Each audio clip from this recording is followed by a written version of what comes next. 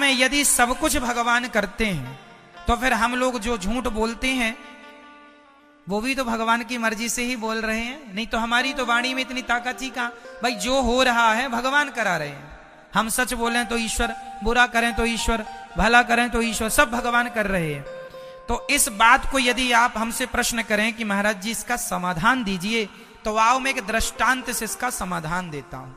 क्या सच्ची हमारे झूठ के गुनाहगार भगवान हैं?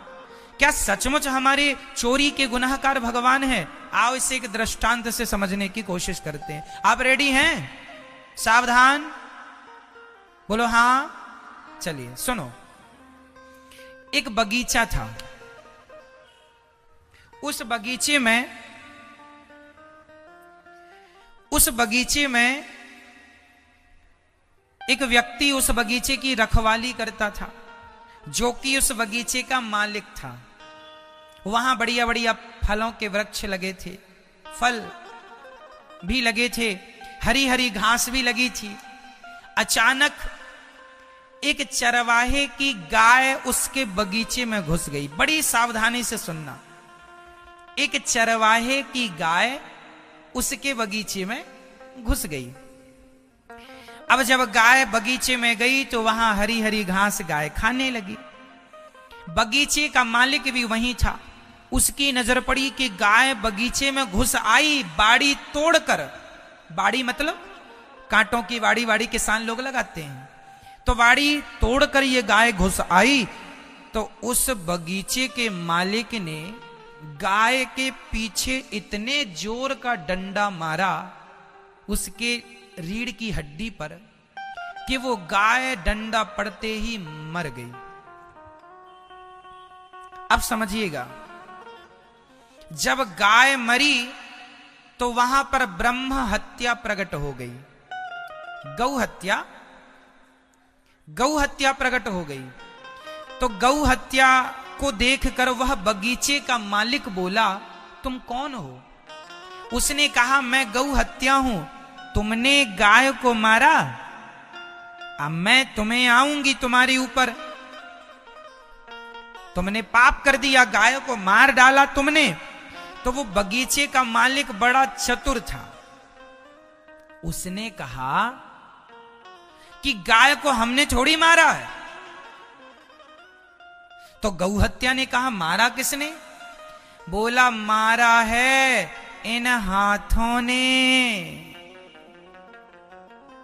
यदि हाथ ना उठते कैसे मरती गाय?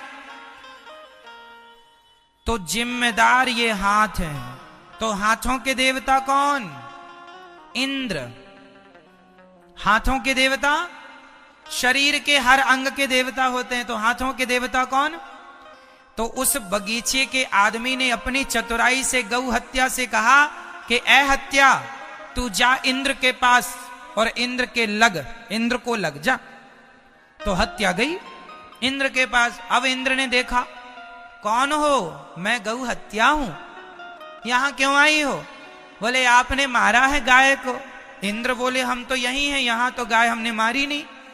बोले, नहीं, वो बगीचे का एक आदमी है, उसने कहा कि तुम हाथ पर बैठते हो, और हाथ ने गाय मार डाली। इंद्र समझ गए मामला कि बड़ा चतुर आदमी है। मनुष्य मृत्यु लोक का आदमी खोपड़ी में भले अच्छा सोचे ना सोचे, ऐसी सोच जरूर रखता है बचने बचाने की कि कैसे बचूं। तो इंद्र भी कम चतुर नहीं। इंद्र ने कहा, अच्छा ये बताओ गौ हत्या, कि यदि हाथ ने मारा तो हाथ तो तब ही मारते ना, क्योंकि हाथ तो मन के अधीन है, बुद्धि के अधीन है। भाई बुद्धि ने आदेश दिया मारो, तब ना मारा। तो जाओ, बुद्धि के देवता भगवान ब्रह्मा है, जाओ ब्रह्मा जी के पास। अब हत्या ब्रह्मा जी के पास गई। ब्रह्मा जी लो हमें। ब्रह्मा जी बोले, कहां से आई हो? बोले, मृत्यु लोक से, इंद्र के पास, इंद्र के पास से आपके पास। पूरा मामला ब्रह्मा जी ने समझा। ब्रह्मा जी बोले, एक काम करो, अरे बुद्धि भी क्या करती, हाथ भी क्या करते, यदि पांव ना चल के जाते तो गलती पांव की। पांव क्यों चल के गए? गाय तक चल के कौन गया? गाय तक चल के कौन गया? पांव। इसलिए पांव के देवता हैं भगवान नारायण। चरणों के देवता कौन? चरणों में भगवान का वास होता है। इसलिए कोई भी आदमी हमेशा चरणों का ही स्पर्श करता है, क्योंकि चरणों में भगवान श्रीमन नारायण का वास होता है, इसलिए चरण छुए जाते हैं। जाओ नारायण के पास। अब गौ हत्या गई, भगवान नारायण लेटे थे क्षीर सागर में, माता भगवती लक्ष्मी जी चरण दबा रही थी। आ गई हत्या। भगवान बोले कहो कौन हो? हम गौ हत्या है। तो यहां क्या कर रही हो? बोले मृत्यु लोक से इंद्र के पास, फिर ब्रह्मा जी के पास, अब आज आपके पास आई है। भगवान बोले किसने भेजा है? बोले मृत्यु लोक का एक आदमी फलाना बगीचा है वहां पर रहता है। भगवान बोले जरा 2 दिन रुक जाओ, मैं कंफर्म करता हूं। अब आप बताइए उस गौ हत्या का मूल अधिकारी कौन है? वो व्यक्ति, बगीचे का मालिक, या इंद्र, या ब्रह्मा, या भगवान नारायण? बताइए कौन? बोलो मेरी मां। भगवान बोले चलो मैं निर्णय लेता हूं।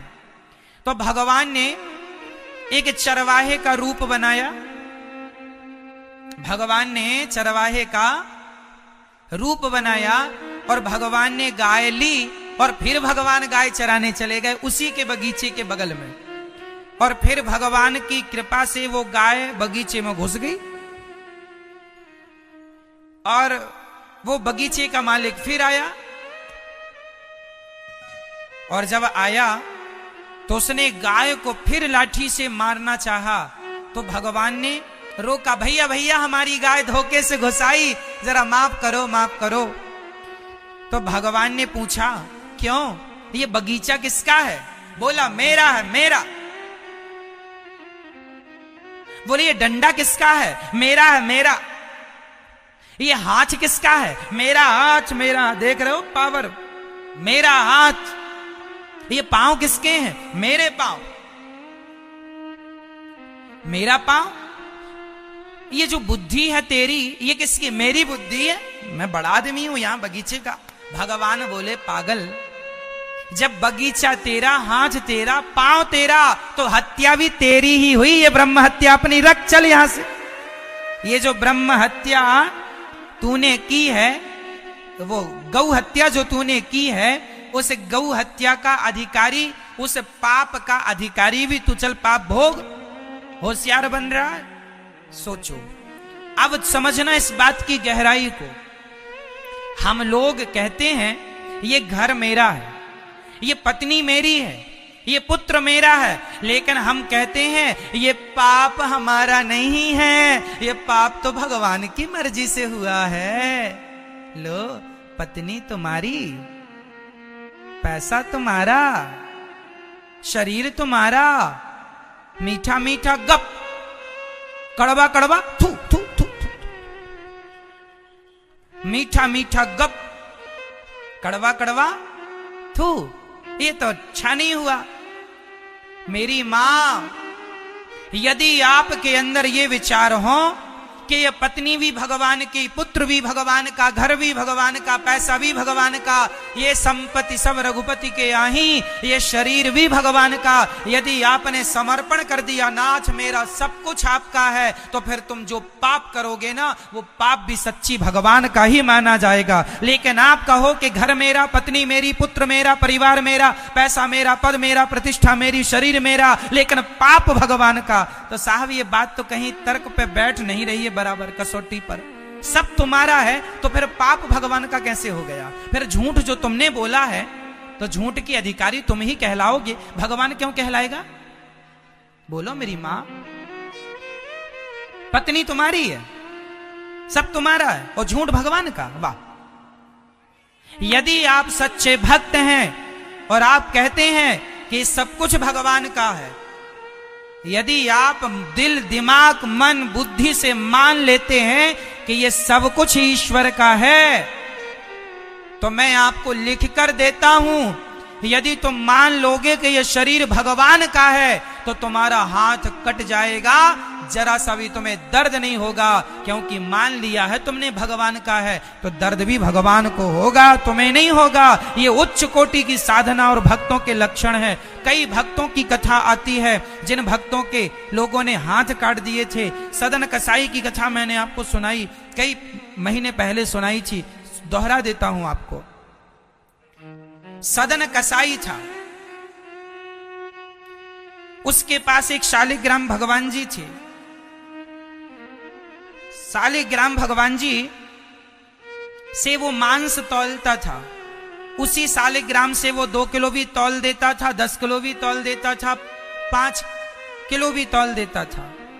किसी साधु ने कहा, अरे पगले, ये शालिग्राम भगवान है, इसे तुम तराजू में रख करके बताओ, मांस तौलते हो, बड़ा तुमने गलत व्यवहार किया।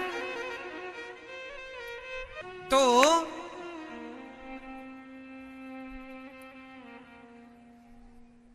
मेरी मां सदन कसाई जो थे, उन्होंने संत जी ने कहा कि आपने भगवान को तराजू में रख के मांस तौला, ये तो भगवान का बड़ा अपमान कर दिया आपने। एक काम करो, ये भगवान जी हमें दो, हम इनकी पूजा करेंगे, दूध दही बढ़िया। तो संत जी भगवान जी को लेके चले गए। अब संत जी ने उनको दूध से, दही से, घी से, शक्कर से नहवाया, बिठा दिया। अब रात को भगवान ने सपने में संत जी से कहा, अरे संत जी, हमें आप क्यों लेके आ गए? हम सदन के पास खुश थे, क्यों?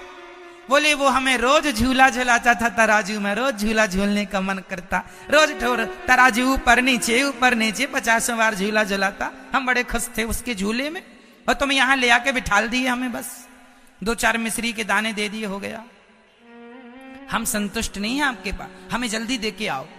आधी रात को बाबा जी को सपने में भगवान ने कहा, दे के आओ। बाबा जी जागे और सदन के घर का दरवाजा खटखटाया, भैया खोलो। सदन से ठाकुर जी दिए, ये तुम्हारे भगवान हैं, तुम्हारे पास आने को मचल गए। सदन के सुनते ही आंखों में आंसू, वाह प्रभु, धन्य हो गया मैं, सारी दुनिया आपसे प्यार करती है, मैं सफल हो गया कि आप हमसे प्यार करते हैं, आपने हमें चाहा है।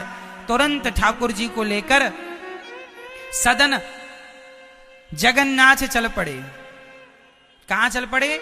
जगन्नाथ जी की ओर।